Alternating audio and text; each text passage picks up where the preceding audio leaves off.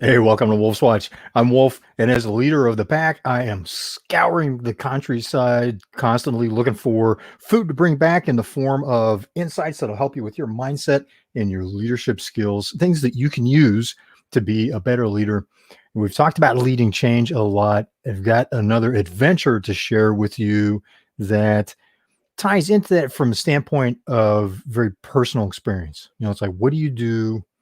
Who do you work with to really expand your perspective to stretch what you think you can achieve, what you think you're capable of, to stretch your paradigm, your frame of what you think is possible and what things are actually like in terms of experience versus spectating. So we had an opportunity, Stealth Weissman and I had an opportunity to go out to AAA Speedway in Fontana, California. It's a super speedway, very high speed, and find out what it would be like to drive 170 miles an hour.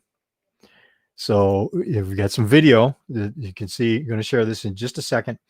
Um, the here's what to consider. Have you ever watched an auto race? I mean, sat back and watched it. Now, I've heard it said, take NASCAR, for example. I've heard it said, hey, so what? They go fast, they drive 200 miles an hour.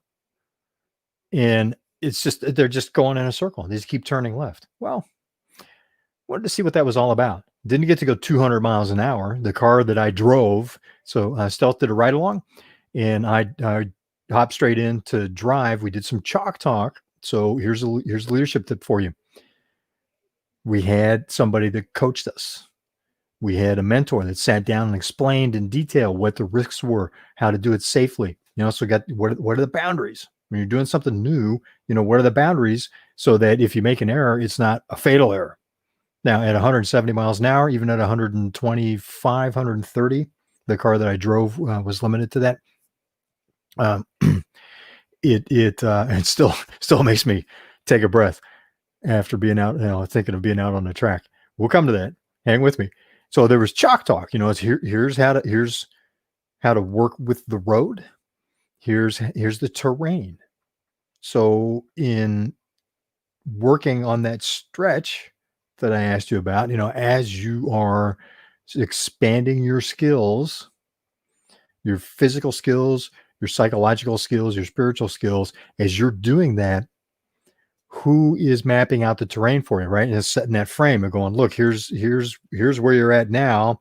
Here's the boundaries of the new frame, or maybe here's where you're at now. What you're about to experience is going to be over here, right? Or up here. You're going to be out of your frame one way or the other, either by moving beyond the edges of it or just being ripped out of your frame, put in a completely different place.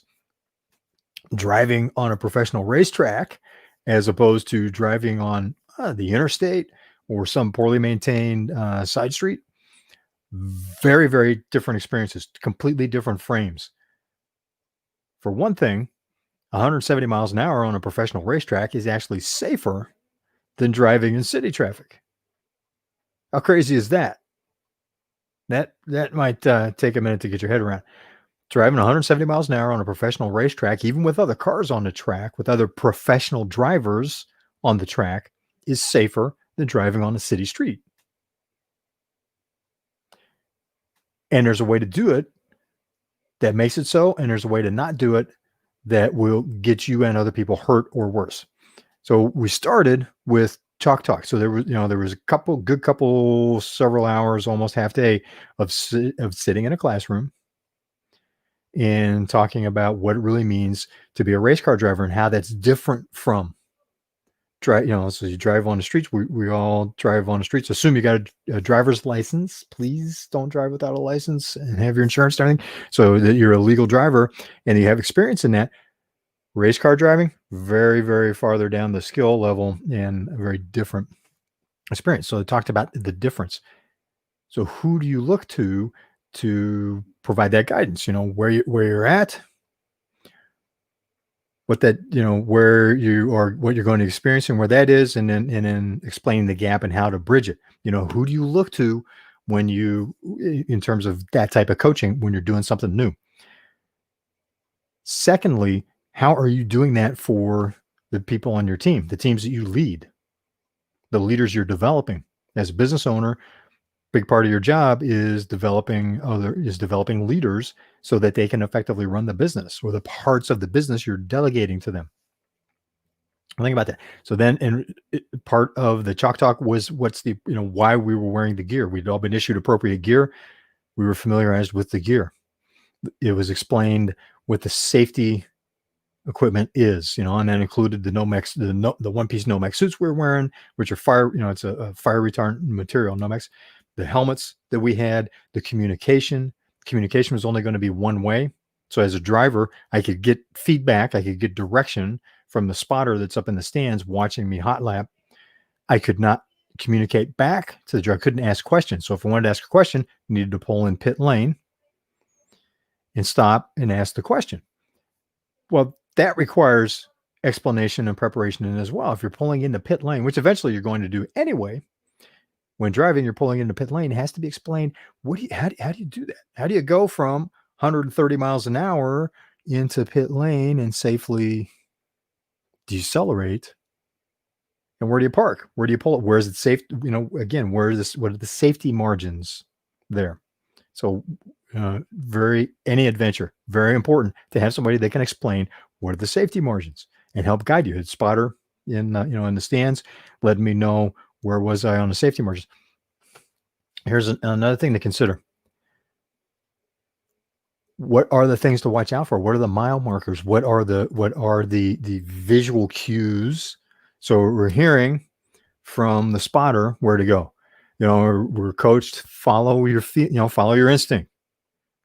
Don't get beyond your instinctive ability in a situation that can get you hurt or killed, right? Having that, laying out those kind of boundaries, knowing what to look for. So that third piece being what to watch on the track. And there are certain markers on the track and that they had added for amateurs like me and the other folks that are not professional race car drivers that would be driving cars on the track, where the markers were that we needed to watch for, so we'd know when to, what to do, when to brake, when to let up off the gas, at what point, between what points. Because so the turns are banked very high. Driving 130 miles an hour, needed to stay on the bottom of the turn because it's not going fast enough to get. And when you're on the track, you look up at it may look steep. If you ever watch a NASCAR race, it may look steep when you're watching them go around 180, 200 miles an hour. But when you're driving it, it's like going, man, it's like the side of a mountain as you come around. But you have to have enough speed to drive up towards the top. So is where, again, it's back to where do we need to be on the track? Where are the cues? And also for the chassis dynamics, this is something I didn't know. Right? Go into the corner, no gas, no brake, because it messes. You got to let the chassis settle in. The shocks compress, come around that turn. You let it idle around the turn, back on the gas. Well, where do you let off the gas and start coasting? And where is it safe to hit the accelerator? So we're getting that kind of coaching again. And then we get released out to the cars, and it's go time. Now, before we get to go time, how do you lay that out for the teams that you lead in terms of what they need to watch for? Tying their instincts into what they're doing so that they can grow and not get themselves in trouble. So they understand what's going on within them in order to be able to lead more effective as you're developing, the leaders around you.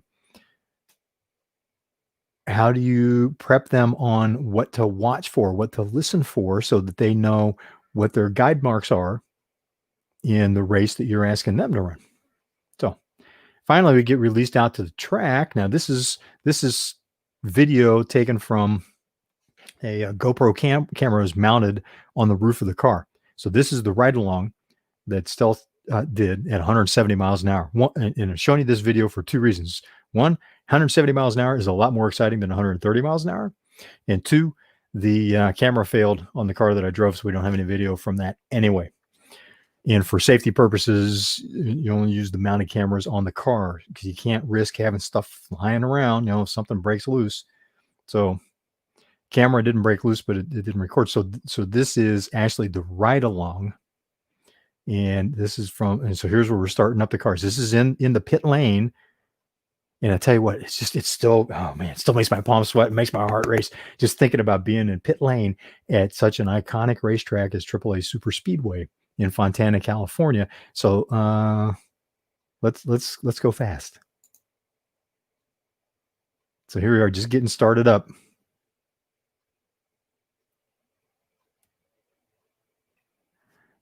Doesn't, not, I expected there to be a rap, that's not the sound you get. You don't hear the exhaust because you're in front. You're in front of the exhaust outlet, right? So it still sounds almost like a normal car starting up, especially if you have a sports car.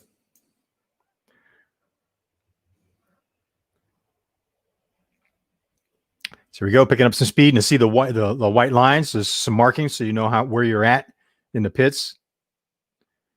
Building up speed in the safety lane. So safety lane, the inside that white line. What are the safety lanes that you set up for your people as you're guiding them into doing new things, as you're helping them build momentum to achieve what you know they can achieve, what you need them to achieve? Here we go. Coming up on the first turn.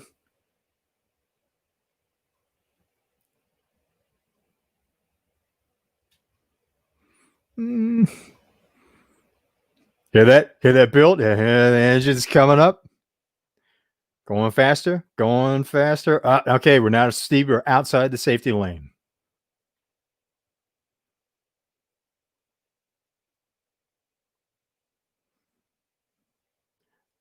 Here we go. First big turn. Now you see that dot that's coming up? Let me see if I can show that with the cursor. There's a dot right here.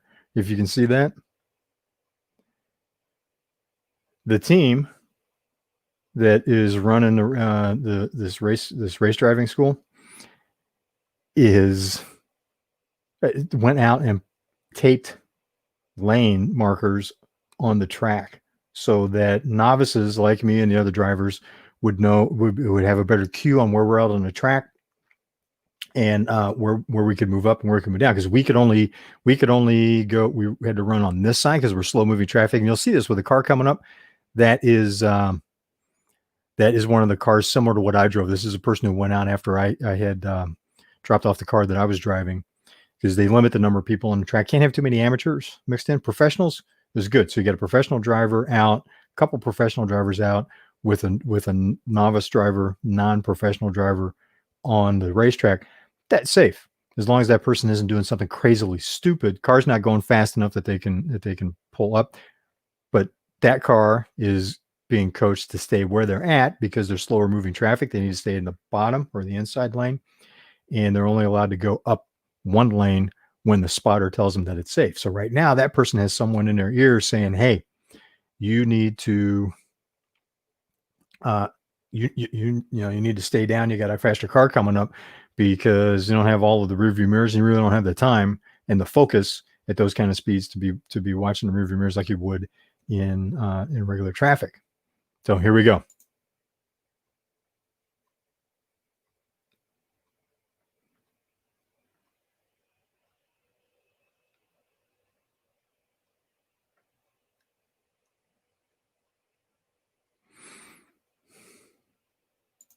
And think about that, still picking up speed. Right. So that's a very different driving experience. So here you have a car that goes really super fast. The way the transmission's geared takes a little while to build up to it. Right. They're not drag racing. They're building up to very high speeds because these cars are designed to operate at high speeds. And just a little touch on the brakes or the steering wheel can put you in a different position on the track, put you in a slide. They're designed to be very stable.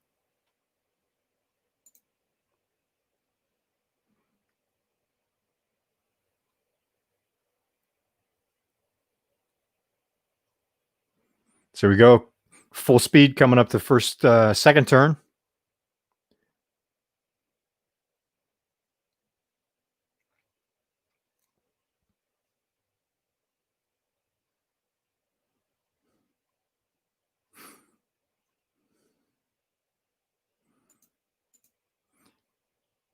Right up to the wall. Right up to the wall. Is that where you would drive? Close to the wall like that? But no, motorcycle riding, when I tend to ride on the yellow line, because I used to ride in front left, which is, and my brother Rock and I argue about this, but this is what I was taught. Where I started riding, the person that's in charge of the road captain is front left. So that's the person that's calling the shots on directions, safety, where navigating where we're going. So being front left, I'd always ride with my front foot peg just on the yellow line, which gives this kind of sensation. And particularly when you see a motorcycle and you're looking across the lanes, which are wide enough for 3 motorcycles, it looks a lot closer than it is. In this camera shot, this guy is going mega fast and he is hugging right up against the wall. Now there's a safety margin there that, because you're looking across the hood of the car, it looks closer than it is. But for 150 miles an hour, that's still pretty darn close to the wall. It's a skill thing, and it's knowing where you're at. And you can also see the lane markers where he's down the top lane, but comes out of the turn, shoots out to the outside, and off he goes. So how are you learning, and who's coaching you on where that distance is, to how close you are to the wall, whatever the wall may figuratively be, for what you're learning, for what you're stretching your ability into? You know, who do you look to for coaching and help with that, to understand that distance? And how are you practicing so that you have it into your, professionals drill it until they own it. They practice it until they own it, till you get it in your DNA. So how are you practicing these new expanded skills so that they're so much a part of you that you get a sense, you feel like driving a car like this, or when Sheila and I, one of my motorcycles named Sheila, where I ride, it's like an extension of me. I've got a good sense of where everything is. How are you doing that so that you've got a good sense of what is, so that you can have instinctual response? You're not thinking about what is the next mechanical step in what you're doing. And not only who are you looking to for mentorship and coaching to do that, how are you providing that mentorship and coaching to the leaders that you're developing within your company?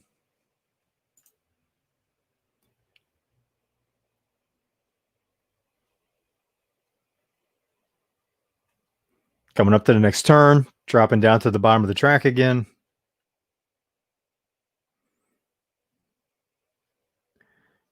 Still picking up speed. Coming back out. Look at that, hugging that wall.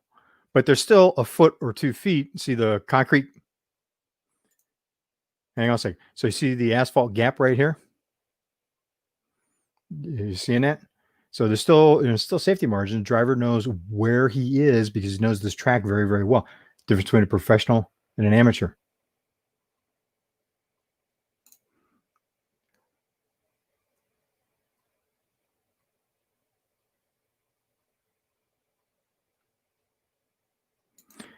Coming back around again. So this goes for 3 laps. This is halfway into it. I'm going to speed it up just a little bit here. So doing this to share some fun video with you, but also, not to make this whole movie week either. So here we go, on the last lap.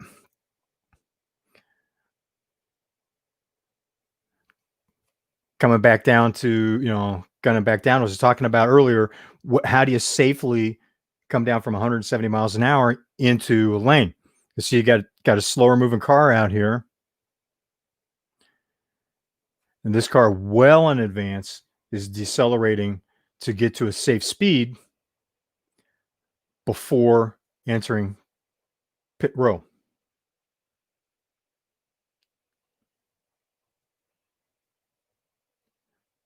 Because think about it, with those kind of speeds, you can't just jam the brakes on. Have you seen people do that on the road, where they're just, they come up and bam, they just hit the brakes, and the car, even with the anti-lock brakes, you can see the car, the front end's diving down. It's a good way to end up in trouble.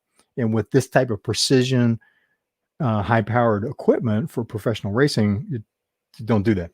It's just not good at those kind of speeds to just try to jam the brakes on and slow down real fast. Got to respect the equipment, respect the road.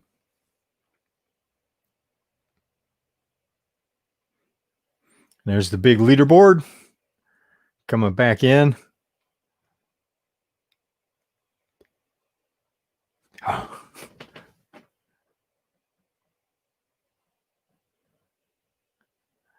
I was off on the side shooting video when she came in because, again, this is my wife. Oh, wait a minute. Did you catch that? Oh, sorry. I talked over that. Hang on a second. So here's what it sounds like when you come back after 3 laps at 170 miles an hour.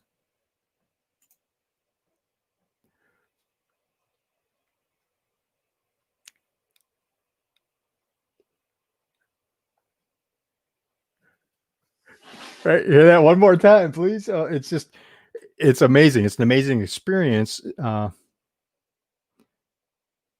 So when you do stuff like that, right? You think about that. Something that may seem insane. Would you drive 170 miles an hour? Getting to experience it with a professional that can mentor you, that can coach you, that guide you on how to safely do that. Just shows you, here's where you're at. Here's what you've experienced. This is what 170 miles an hour, the equivalent, whatever the figurative equivalent is in the new skill that you're increasing your mastery on or beginning your journey and mastery of. So you've got someone that helps you navigate that gap safely. And how are you doing that for the leaders in your team? Right? As a business owner, you're a leader of leaders. Come back to that. So 170 miles, would you drive 170 miles an hour? That's what it looks like. Now, to be honest, the first time I played that video back, I was looking at it going, doesn't really seem that dramatic. And if you watch an actual race, look up some of the races and catch the camera angles from inside the cars. Doesn't necessarily look all that dramatic, even in full race. Now, when you got a whole bunch of cars together jockeying around, that brings the tension up. But when it's from the leader's perspective, doesn't seem as dramatic in terms of that speed in the corner, dropping down the corner, coming back up to the outside lane, making those kind of moves. From the leader's perspective, as in running a business and having a leadership position in a business, that's what you're seeing right now. I know, trust me, being in the driver's seat both as a business owner and when I had my turn to drive on the track, there was a lot of drama in my heart's pounding and it's just like my palms are sweating. It's like, okay, here we go. Oh my God, I'm actually going to drive on a track that I've seen people race on. And yes, you feel that, but in watching it, you're focused, you're having a very different experience than the other people that are watching it. You're having a very different experience leading the pack than the cars that are in the pack jockeying to catch up to be either first, second, or third. There's a very different experience in the front. You need to remember that. You need to prepare the leaders that you're developing for that as well. How are you helping to guide them on that perspective? You're going, look, what you're seeing now is very different what you're going to see when you're in this role. When you're in this role, understand, right? So how are you providing that mentoring and coaching to your people? Where are you going for sources of help? And, it's like, what are the lessons learned from that? Who can help you with that? Other peers, mentors, coaches. So I've been on that topic a lot today. It's a hugely important topic. Keeping yourself, like Larry Broughton, we talked about this in a previous episode, like Larry Broughton talked about when I interviewed him recently, and he said, he always keeps himself in the middle. So here's somebody who has built a very, very large business, right? In terms of number of employees, he's outside the standard definition of a small, medium-sized enterprise. Lots of people working for him, multiple hotel properties, multiple clients that they manage hotels for. So he has leadership teams, right? So his role is developing a team of leaders who guide and help other leadership teams, leaders of leaders. You'll get to that as your business grows, either large or not. You still have that role. How are you helping those people? How are you keeping yourself in the middle, like Larry does? Coming back to to Larry's comment about how he looks at who he associates with in thirds. It's like, who can he help? A third of the people that he associates with, he looks at, how can he be of service to them? How can he help them along in their journey? A third are peers, where they're talking about what they're experiencing and helping each other in learning, because, talking with peers is usually important because they're, they're looking at things from a slightly different angle, right? It's like the difference between the driver's seat and the passenger seat, small distance within the car, different view out the windshield, and different focus too. Because the person, when you are the driver at 170 miles an hour, you've got this focus on what's happening. You better anyway. You got this focus on what's happening. The person that's doing the ride along and the spotter that's up in the stands watching, they have very different perspectives.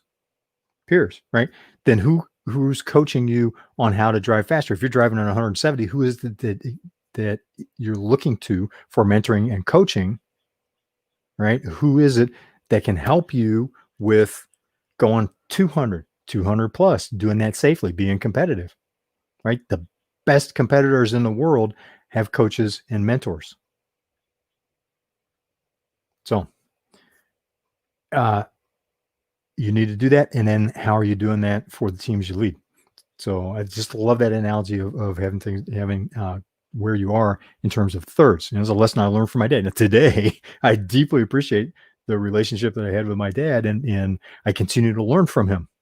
The older I get, the smarter he gets.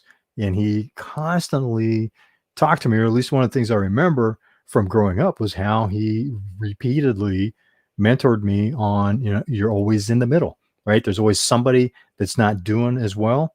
There's always somebody that's doing better. There's just somebody that's not as sharp on something that you have an interest in, somebody that's way sharper, way more knowledgeable. So we're always in the middle. You're always in the middle, whether you acknowledge it or not. Be purposeful about that. Be strategic about that. And drive 170 miles an hour.